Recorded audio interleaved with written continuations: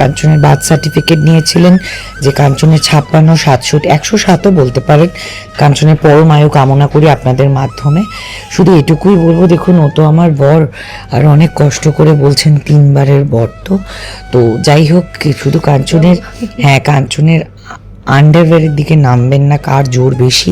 আপনাদের যদি জোর লাগে প্লিজ একটু গাইনোকোলজিস্ট দেখান আপনার বরদেরকে, দেখবেন ওনারাও ভীষণ জোরালো হয়ে যাবে, একদম শক্ত সামর্থ্য।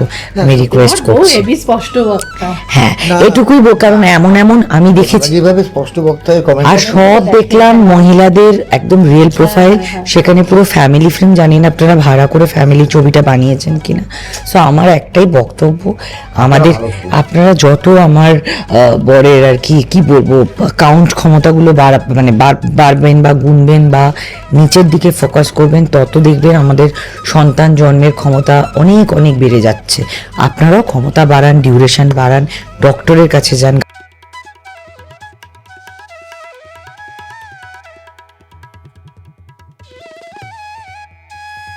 গাদা আর একটা বিরাট বড়, যার বয়স 21 মাস। এখন আমার একটা গন্ডগোল হচ্ছে মানে রাত্রিবেলা যখন যিনি 13 দিনে তিনি একবারে কাঁদছেন, যখন দুধ খাবেন বলে, তখন দিদিভাইয়ের ঘুম ভেঙে যাচ্ছে। হ্যাঁ, এবার সকালবেলা যখন দিদিভাই চিৎকার করছে তখন ছোট ভাইয়ের ঘুম ভেঙে যাচ্ছে। মারাত্মক ভাবে ঘুম ভেঙে যায়। ও আবার এখন থেকেই ভুরু কুচকি এরম ভাবে মাথায় হাত দিয়ে, আর বিরক্ত, মানে আর খুব চাপা মনে হয়, ছোটটা সে এরকম হয়ে থাকে বুড়ো। আমি প্রথমে বলেছিলাম যে তুমি ভেবে দেখো, মানে স্বাভাবিকভাবে, কেননা প্রায় 2 বছরও হচ্ছে না, 21 মাসের ডিফারেন্সের মধ্যে তুমি আবার মা হতে চলেছো, এবং আবার একটা সি সেকশন। আমরা যতই বলি না কেন, পোস্টপার্টাম ডিপ্রেশন বলো, কাজের একটা কমিটমেন্ট বলো, বা শারীরিকভাবে সেই অসুস্থতাটা তো মহিলাদেরই বহন করতে হয়। আমি বললাম দেখো, সেইটা তার উপরে একটা ছোট্ট পুঁচকি। আর বলেছিল যে দেখো, প্রথমের বেলায় বলেছিল যে বিয়ের পর তুমি মা হয়ে গেছে, চলে এলো তখন বেবি, তো তখন বললো যে 27 বছরে তুমি বলবে না কিন্তু যে আনন্দ দুঃখ, কোথাও ঘুরতে গেলাম না, সব কিছু মিলে একটা জর্জরিত। তারপর এবারে বলেছিল যে 29 বছর বয়সের মধ্যে 2বার। 4 তারিখের পর অনেক অনেক শিল্পীদের ঘুরতে দেখা গেছে, অনেক শিল্পী পুরো সুইচ একেবারে। যারা দিদির পাশে ছিল তারা দিদির পাশে নেই, এবং নানান রকম দিদি এখন খারাপ, দিদি অনেক কথা। কোথাও গিয়ে, যেহেতু তুমি কাছ থেকে দলটাকে দেখেছো, কোথাও গিয়ে খারাপ লাগে মানুষটার জন্য? কে ভালোবাসো, বাবাকে ভালোবাসি, দিদাকে ভালোবাসি, হ্যাঁ এবার দেখো মাম্মাকে পাশি। এবার যখন আমার কাছে একা থাকে, ভিডিও করো, আমি না সেটা ধরিয়ে দিয়েছি, তুমি কাকে ভালোবাসো, মাম্মাকে ভালোবাসো। বললাম দারুণ, যে এই তো বাবার মেয়ে একদম। একেবারে।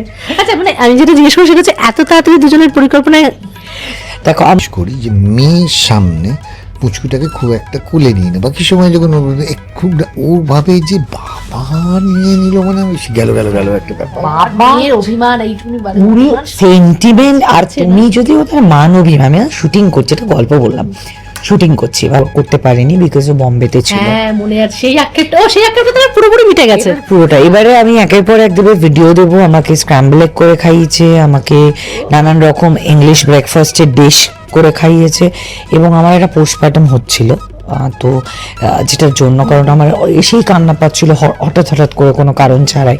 সো তখন কাঞ্চন আমাকে বললো যে চলো বাইরে বেরোবে। আমার অ্যাক্রোপলিসে আকাশ কুসুম করতে প্রেগনেন্ট, এটাও করতে গিয়ে আর খুব অদ্ভুত ভাবে আর কি, জিজ্ঞেসই করে নেবে প্রেগনেন্ট হওয়া চলবে না। না আমি হচ্ছে যখন সিংহদ্বীপ, এই মুহূর্তে আমাদের সাথে রয়েছে করে পাওয়ার প্যাক কাপল, যাদেরকে নিয়ে আমি বসে আছি। তাদের জীবনে একটাই মোটো, সেটা হচ্ছে নিজের শর্তে বাঁচে এবং নিজের জীবনটাকে উপভোগ করতে ভালোবাসে। সে যে যাই বলুক, কিচ্ছু যায় আসে না, কোনো কিছু পরোয়া করে না। দেখতেই পাচ্ছ আমাদের সাথে রয়েছে সকলের প্রিয় কাঞ্চন এবং শ্রীময়ী। কেমন আছো আগে বলো, এবং প্রথমেই অসংখ্য শুভেচ্ছা কন্যা সন্তান এবং পুত্র সন্তান দুজনের জন্য। দুজন এখন আমাদের পরিচয় কৃষি এবং কৃষির মা বাবা। সো তোমার দেখে কেমন হচ্ছে? 13 দিন বয়স হয়েছে আমার ছেলে, তার মানে আমারও সদ্য মা হওয়া 13 দিন হয়েছে। তোমার আমাকে দেখে কেমন লাগছে? ভালো লাগছে।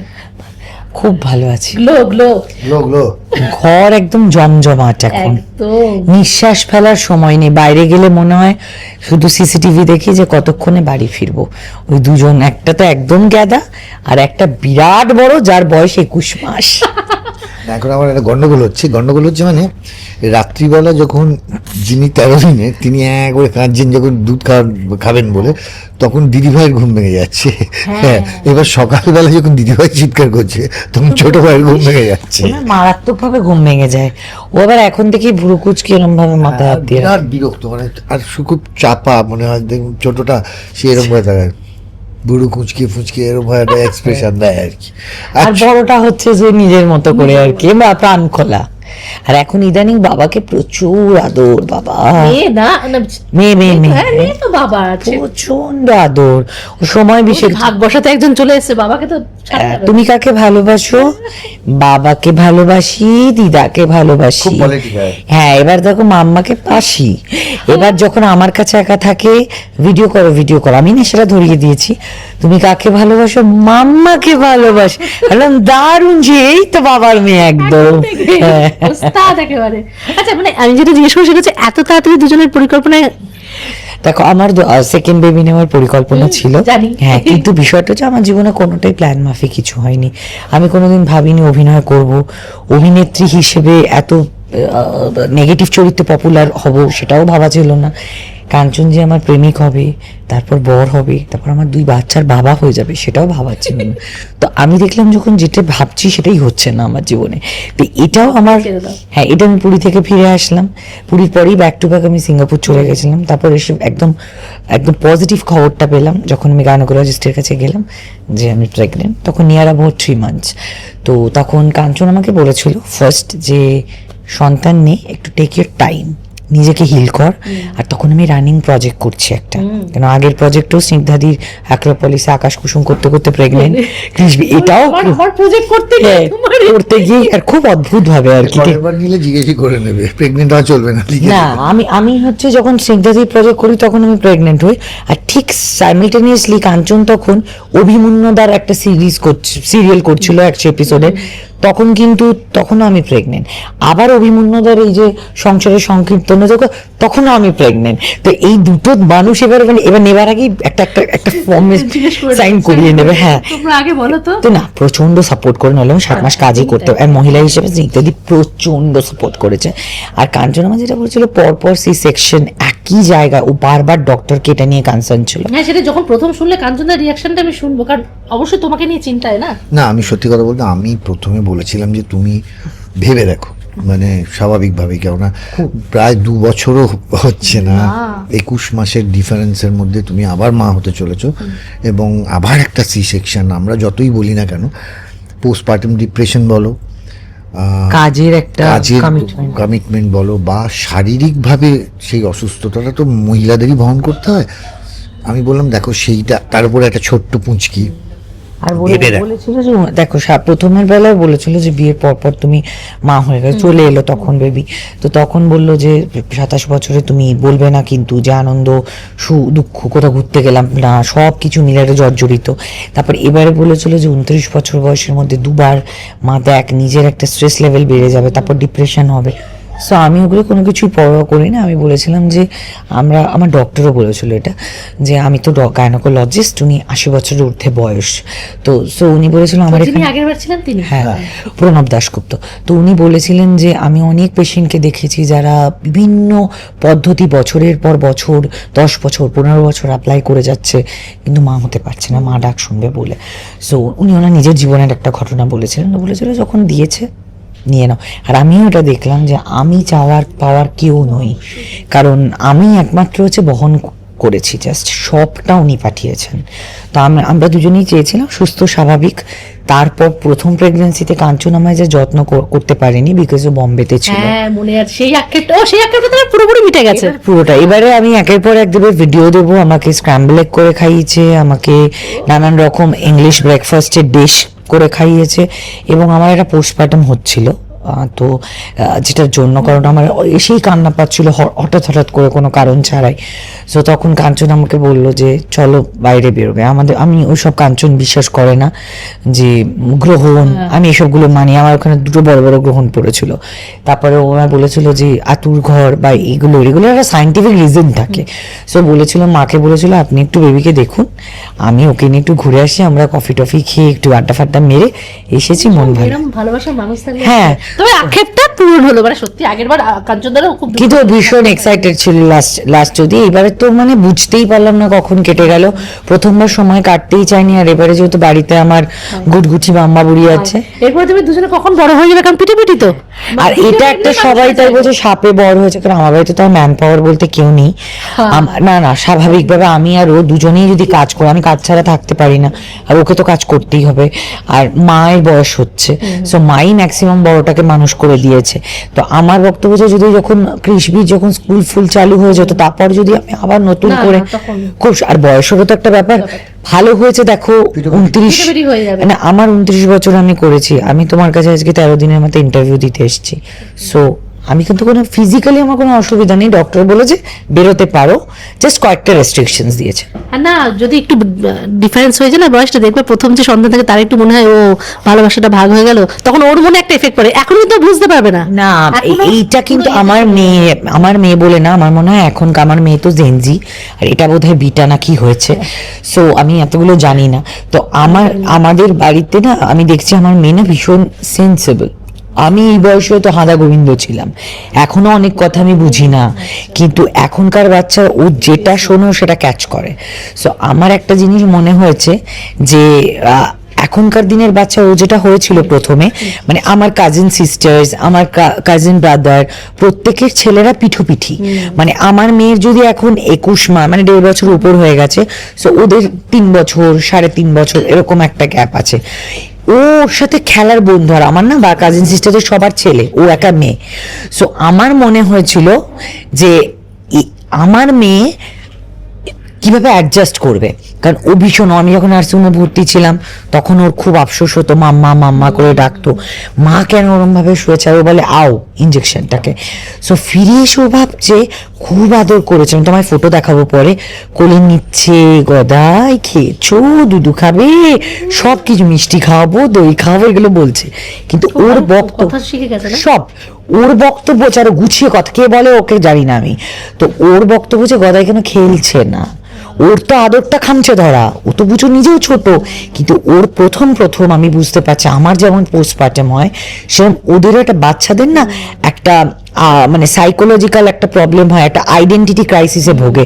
কারণ ওর কাছে জগৎ মানে মা বাবা আর দিদা, তো দেখছি দিদা কোলে নিচ্ছে, ওর থেকে ও কি করছে বাচ্চাটার গদিতে গিয়ে। আমরা কিন্তু সব সময়, এটা আমাকে কাঞ্চনই বলেছে, যে বড় কিন্তু তোমার সাথে অ্যাটাচড, বড় জেনে গেছে তুমি ওর মা বাবা, ছোট এখনো চেনে না। সো ওকে আমরা সবসময় পাবো, ওকে নিয়ে আমরা ঘুমোই দুপুরে, ওকে নিয়ে ঘুরতে যাই, ওর কোলে আমরা গদাইকে দিই, ও যদি গদার দোলনা কটে শুতে, এখন তো হয় না আমার লম্বা, তো তাও আমি ওকে শোয়ানোর জন্য বলি যে আচ্ছা শো। এখন আস্তে আস্তে দেখো প্রথম ওর একটু কান্না পাচ্ছে, যে সবাই তো ফিট করাচ্ছে, মানে এমনও আমার মেয়ে না একটা পয়েন্ট পর্যন্ত কি ব্রেস্ট ফিডের করেনি, মানে এবার যেহেতু গদাই এসছে ফিট, ওর বক্তব্য গদাই না আমাকে এটা করতে হয়েছে, আমি ওকেও ব্রেস্ট ফিড এই বয়সে এসে, কেন কি ওর মনে হয় যে মা কেন ওকে তাহলে কি করছে। তো আস্তে আস্তে অ্যাটাচমেন্ট ওর বাচ্চা, আমার মনে হয় এই বয়সটাই বেস্ট যে ওদের বন্ডিংটা। তো এইবার বড় হয়ে গেলে ওর মনের মতো তখন। আর আমরা কোনোদিনই ওকে কখনো কোনো জিনিসে ফোর্স করি না, তবে আমি একটু যাই, বাবা তো করেই না, বাবা করলে তো সারা বাড়ি ঠোঁট ফুপিয়ে কাঁদবে, আর আমি একটু বকি, আবার বকে আবার এইটুকুনি বাচ্চাকে বকে, হ্যাঁ চোখে আমার কাফে, আমার সারা বাড়ি আমার বকুনিতে থাকে। আসলে কি হচ্ছে জানো তো, মানে আমি যেটা হয়, আমি একটা জিনিস করি যে মেয়ের সামনে পুচকুটাকে খুব একটা কুলে নিই না, বাকি সময় যখন খুব ও ভাবে যে বাবা নিয়ে নিল, মানে আমি গেল একটা ব্যাপার, অভিমান এইটুকুনি সেন্টিমেন্ট। আর তুমি যদি ওদের মান অভিমান, আমি শুটিং করছি, এটা গল্প বললাম, শুটিং করছি, এবার আমার মেয়ের হোমিওপ্যাথির কিছু ওষুধ বাড়িতে আমি রেখে দিই, অ্যালোপ্যাথি খুবই কম করি, তো হোমিওপ্যাথির ওষুধটা দেখি আমার মেয়ে তুলে নিয়েছে। আমি 2-3 মাস আগের ঘটনা, তো কাঞ্চন বলেছে দাও, তুমি আবার নিয়ে একটু জোরে বলেছে, দেবে না। ও কি করলো ওরা তো একদম স্ট্রেট ওর ঘরটায় ঢুকলো, ওর বিছানাটা দিকে শুয়ে পড়লো মেয়ে। এবার দেখো সাট করে ছুড়ে দিল ওষুধটা। হ্যাঁ আমি দেখছি সিসিটিভি, মানে রহস্যময় একটা ঘটনা। হ্যাঁ কাজু কি হলো মা, কি হলো? আমি তো তোমার কাছে সরি সরি, আমি তো কিচ্ছু করিনি। আর এখন ডিরেক্ট বলে দেয় আমার মেয়ের সামনে তুমি কাউকে চড়া গলায় কথা বলতে পারবে না, সেটা তোমার বাড়িতে, সেটা তোমার যে কেউ, তুমি ধরো কাউকে চিৎকার বা ফোনে বলছো, তুমি পারবে না, তোমাকে সঙ্গে সঙ্গে বলে দেবে নো ডোন্ট সলি, বলো সলি সলি। আর যদি চেঞ্জ হয়ে যাচ্ছে, ভালো। আর যদি তুমি সলি না বলো, ডিরেক্ট ওকে বলে দেয় কোলে যাবে না, নেবে না। বিশাল চিন্তা সেন্টার, বলে খুব বাড়াবাড়ি হচ্ছে আমায় বলে। ঠিক করে বস। ঠিক আমি প্রপার ধরে বস বস, আমাকে তুই বলে বস, আমি বসলাম একটু ফাঁটু গেড়ে, ঠিক করে বস। আচ্ছা হলো, ঠিক করে বসলাম। এবার একদিন খুব রেগে গেছে, বলে তুই বেরিয়ে যা, তুই বেরিয়ে যা। আবার শুটিং থেকে আসলে হাত ধরে নিয়ে গিয়ে ওর ঘরে বিছানাটায় শুইয়ে দেবে। বাবা তাকাও তাকাও, কাঞ্চন বলে এতদিন বউ সিসিটিভি ছিল, এখন মেয়ে পুরো জব্দ কাঞ্চন। সিসিটিভি হয়ে গেছে, কিচ্ছু নড়তে চড়তে দেয় না। একটা আঙুল ধরে সারা ঘর ওর সাথে ঘুরতে হবে, কাছে হাঁপিয়ে যাচ্ছে। চল ঘুরি ঘরের মধ্যে ঘুরে, কি বলবো। আবদার মেটাতেই হবে। আর বিরাট সেন্টিমেন্ট, তো বলতো আমি সেন্টিমেন্টাল, আমি সেন্টিমেন্টাল। আমার তোমার মেয়ে এটা চার পেয়েছে বোধহয়। চার ডবল, 4 ডবল। দেখতে তাই তো হয়েছে ওর মতো, গুণগুলো পেয়েছে আমার মতো, আর বদগুণগুলো। কৃষিকার মতো দেখতে হচ্ছে মনে হয়। পিসি মায়ের মতো। এখন বোঝা খুব ডিফিকাল্ট। হ্যাঁ, আমার মনে হয় ওর সঙ্গে মায়ের মুখে মিল আছে, ভালো একদিক থেকে। এই পোর্শনটা মনে হয়। মনে হয়। আচ্ছা নামটা মানে এরকম ইউনিক, মানে কৃষি কৃষবি। আমরা আগে থেকেই আমরা যখন কৃষবি পেটে এসেছিল তখন জানতাম না মেয়ে হবে না ছেলে হবে, দুটো নাম ভেবে রেখেছিলাম। মেয়ে হলে কৃষবি, আর কৃষি পড়েছেন কৃষ্ণ আর শিবের মিলিত নাম আর কি। তো কাব্য। হ্যাঁ কাব্য, তো কাব্যটা ওর পছন্দ ছিল না, বললো না আমি কৃষির সাথে নাম দিয়ে। একেই বলে কিরকম মানে সমাপতন। আমার কৃষি হয়েছে উল্টো রথের পরের দিন, উল্টো রথের ঠিক পরের দিন হয়েছে কৃষি, এবং শ্রাবণ মাস, তাহলে কৃষ্ণ আর শিব একসঙ্গে কৃষি। বাংলায় কিন্তু কয়েরই তালিব ষষ্ঠী ব, আর স্টাইল করে কৃষিভ দিয়ে ডিফারেন্স কত মাসে? 21 মাস। মানে এখন ভরপুর এনজয় চলছে একেবারে। না না, এটা এরপরে আরো হবে, দাঁড়াও। জিনিসপত্র গুছিয়ে রাখছো তো দিদিনে? আমার মেয়ে, না আমার মেয়ে, চালু করে দিয়েছে? হ্যাঁ আমার মেয়ে প্রথম ওর অ্যাওয়ার্ড ফেয়ারগুলো সব ভাঙতে শুরু করেছিল, আমাদের হানিমুনের ছবি টবি, কিন্তু এখন আমি দেখলাম যে ওর ওগুলো তার ইন্টারেস্ট নেই, কারণ ও বাড়ির পরিবেশে দেখে নিয়েছে যে আমরা ওইটাই বলেছে শাসন, যেটা ওকে তুমি গ্রো করাবে এখন থেকে সেটাই নো মাম্মা নো, এই জিনিস ওকে বোঝাতে হবে সবটা। তুমি ওকে বকতে পারবে না যে মাম্মা এটা কেউ করে, এটা তো আমার, তোমার ছবি বলো তো, বাবার মাম্মামের ছবি, ভেঙে দিলে যা হয়ে গেল, তাহলে ওটা আর ভাঙবে না।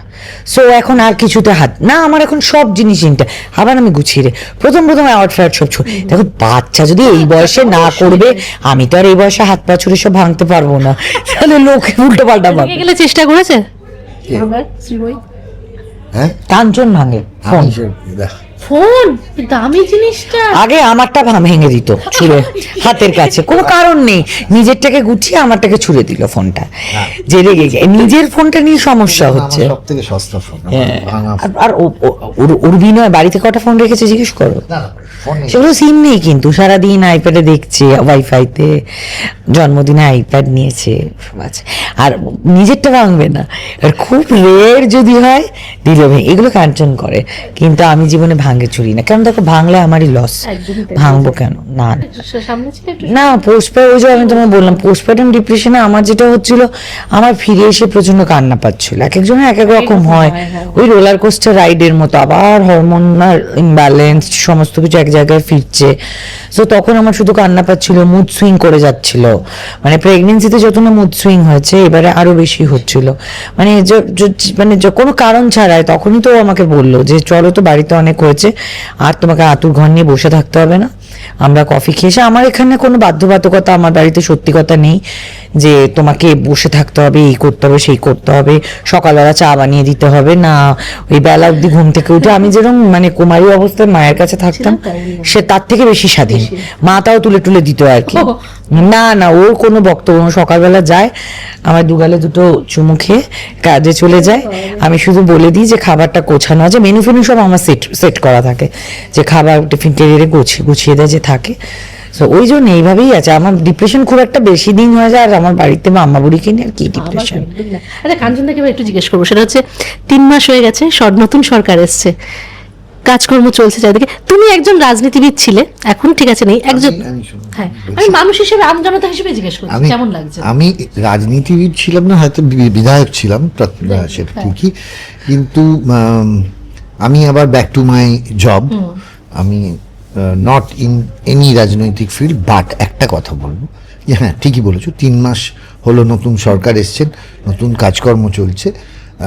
আমি একটাই কথা তখনও বলেছিলাম, এখনো বলছি, যে আমি চাইবো পশ্চিমবঙ্গের সার্বিক উন্নতি হোক। আমরা বদলটা মেনেছি, মানতে হবে, জনগণের নিরিখে মেনেছি। তাই জন্যই আমি চাইবো যে সরকার এসছেন সেই সরকার মানে আমাদের সার্বিক উন্নয়নের জন্য, পশ্চিমবঙ্গের মানুষের জন্য, তাদের উন্নয়নের জন্য যদি কাজ করেন, মানে আমার মানে কি বলবো, হার্দিক সমর্থন সেই সরকারের প্রতি রইল। রাজনীতিকে জিজ্ঞেস করছি, এমনি বায়াস না হয়, নর্মাল এমনি হিসেবেই বলছি, সেটা হচ্ছে 4 তারিখের পর অনেক অনেক শিল্পীদের ঘুরতে দেখা গেছে, অনেক শিল্পী পুরো সুইচ একেবারে।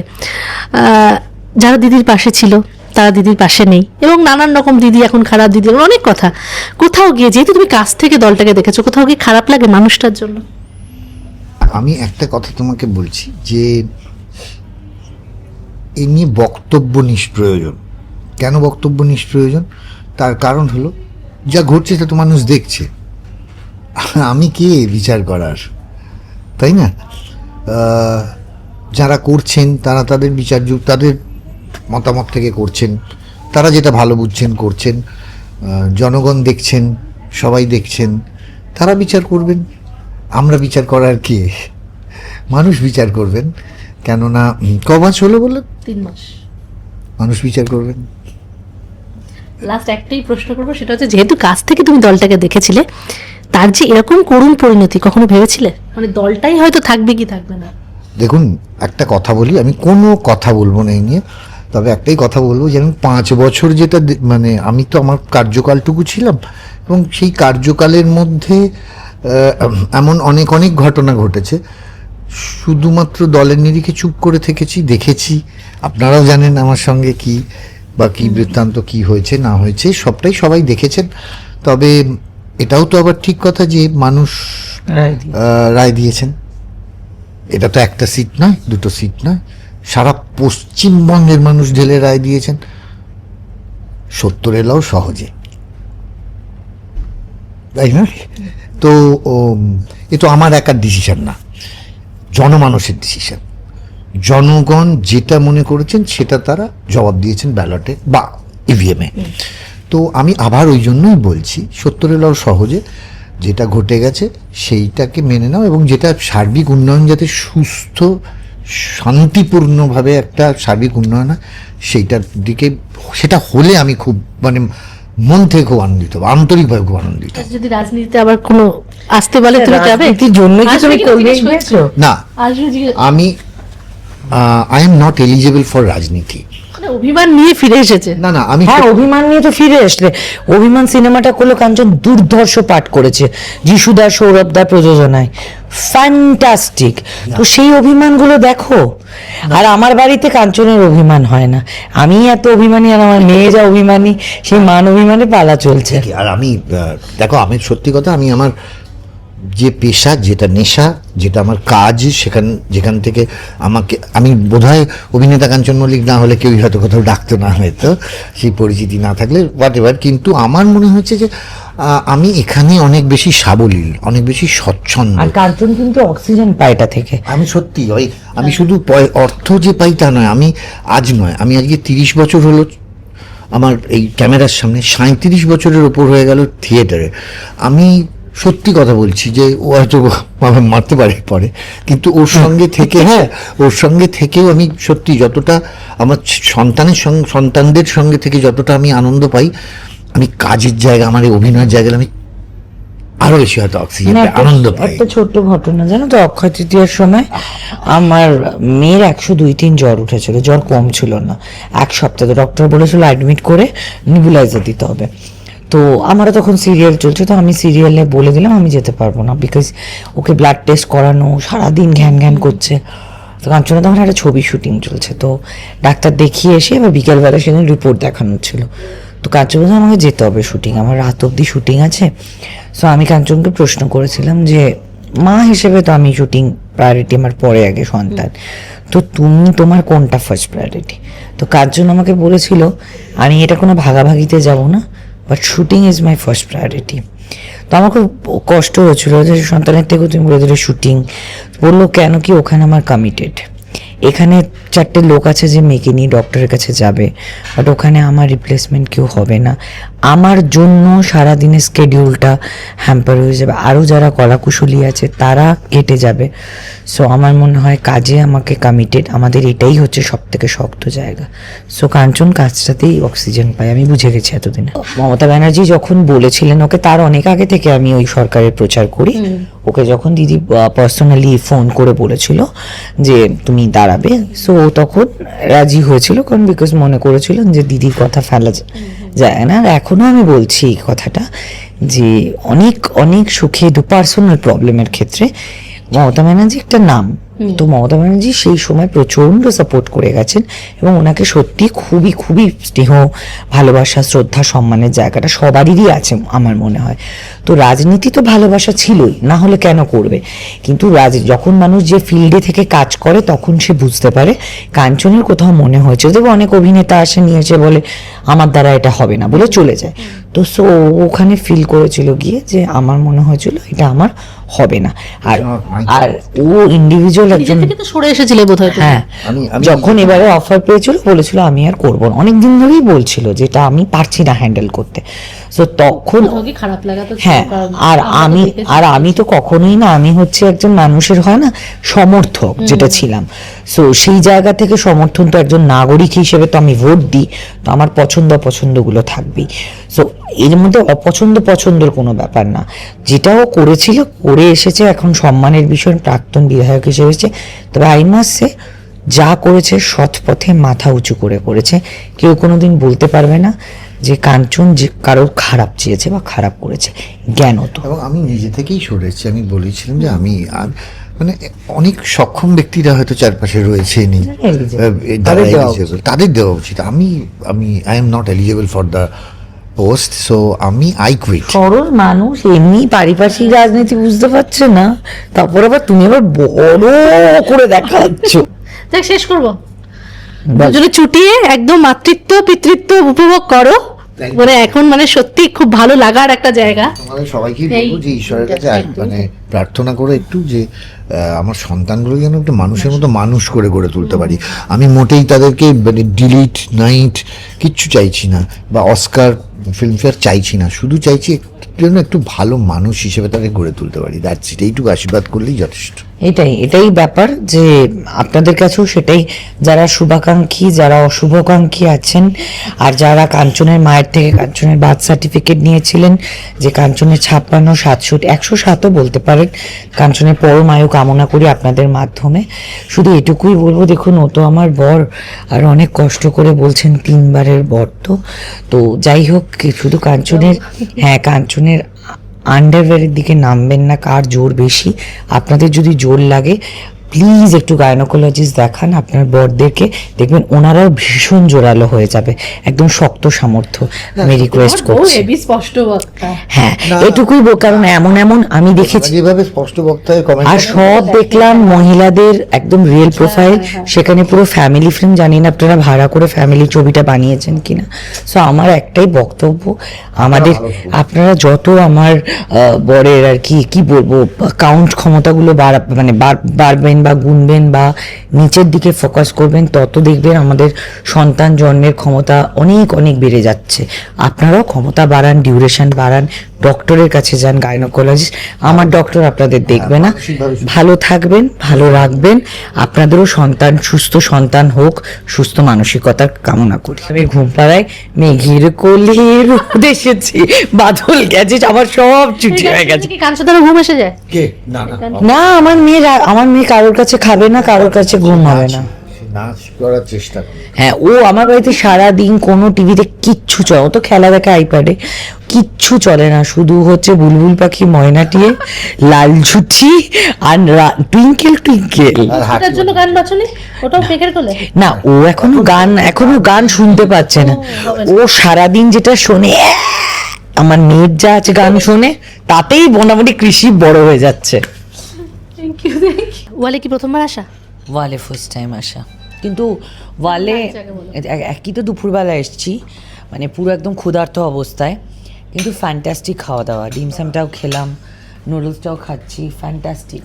না আমার ওয়ালে ফার্স্ট টাইম, মানে সিক্স বালিগঞ্জ প্লেসের চাইনিজ ভাই হিসেবে হ্যাঁ। বলতে হয় তাই, কিন্তু ফুড ইজ গুড, এবং আমি একটু রাইস নুডলস প্রেফার করি তাই, এবং আমার তো ভালোই লাগছে। মানে কাঞ্চন অ্যাকচুয়ালি চাইনিজ বেশি প্রেফার করে, হ্যাঁ। আমি যেমন মোগলাইটা প্রেফার করি, মোগলাই প্রপার, কিন্তু আমি দেখলাম যে আমি চাইনিজ করে প্রেফার করি না, কিন্তু খুবই ভালো, খুবই ভালো, যাক তাহলে ঠিক জায়গায় নিয়ে এসেছি, তাই তো? খুবই ভালো। তোমার হাত ধরে যেখানে ইন্টারভিউ দিতে যায়, আগে আমাদের ভুড়ি ভোজটা খুব ভালো হয়। Thank you so much. Thank you, thank you.